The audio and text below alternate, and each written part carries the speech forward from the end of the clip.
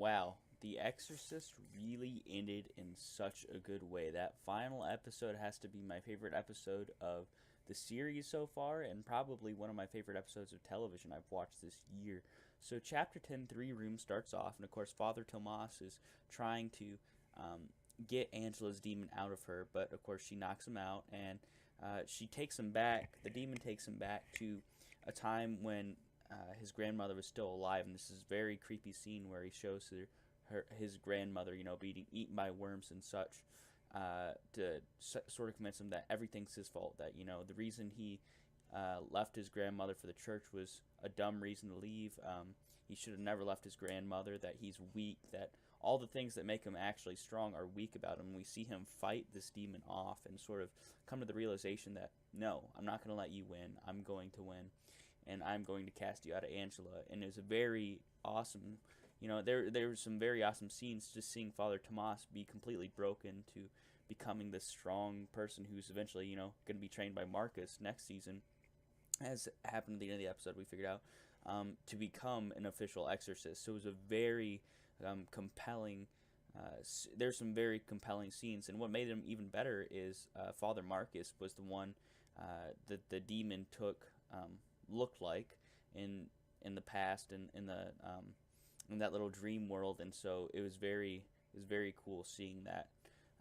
And it was awesome to see the torture. It was very creepy to see the torture scenes with Angela being possessed and the demon torturing the family. They were very creepy, and it just drove home how creepy that the salesman was, or this demon that had possessed Angela, and it was very creepy. And they also had sort of a dream sequence where the demon tried to come and get Angela because there was a little piece of Angela left, we figured out at the end.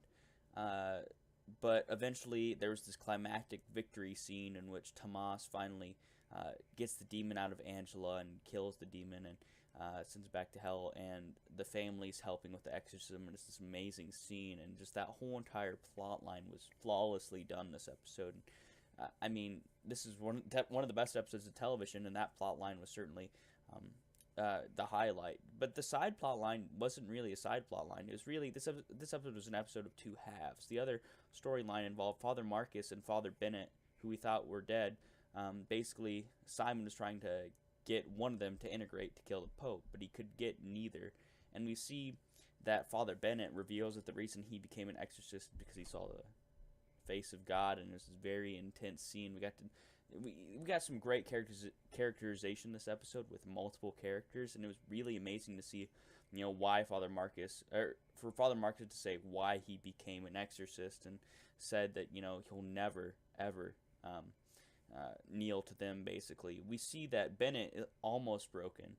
Something involving his sister, which we do not know the backstory behind that, but I'm sure if we get another season, we'll figure out some of the backstory. But we see the demon ultimately possess Maria, who's been wanting to be possessed the whole season, and we see Father Marcus and Father Bennett just escape, and Father Marcus eventually gets the Pope and saves him from Simon, killing Simon with a cross, and there's this very intense scene. But, I mean, all those scenes with Father Marcus, during the interrogation were phenomenal, and just seeing him save the day in the end and was amazing. I honestly thought Father Marcus was going to be possessed this episode, but he resisted because of his faith, and it was really insane to see. And at the end of the day, it was a win for everybody because the salesman was out of the body of Angela. Father Tomas was going to become a exorcist, training under Father Marcus. We got to see the family. The Rances finally have their peace in that final scene, and this whole episode just wrapped up the first season in a wonderful way with a wonderful bow, and I really loved this episode. It was honestly one of my favorite episodes this year, and I'd have to give this episode probably, if I'm going to give it an accurate score for the estimation that how much I enjoyed this episode, I'd have to give it a 9.7 out of 10. I mean, it's one of the best episodes of television, and the thing is, The Exorcist, as good as it is, it's on the brink of being canceled, and so if you have not watched this show, go out and watch it. Binge all 10 episodes. I believe you can now on Fox.com. But, I mean, The Exorcist is a wonderful show. It's an amazing show. There's nothing like it on television.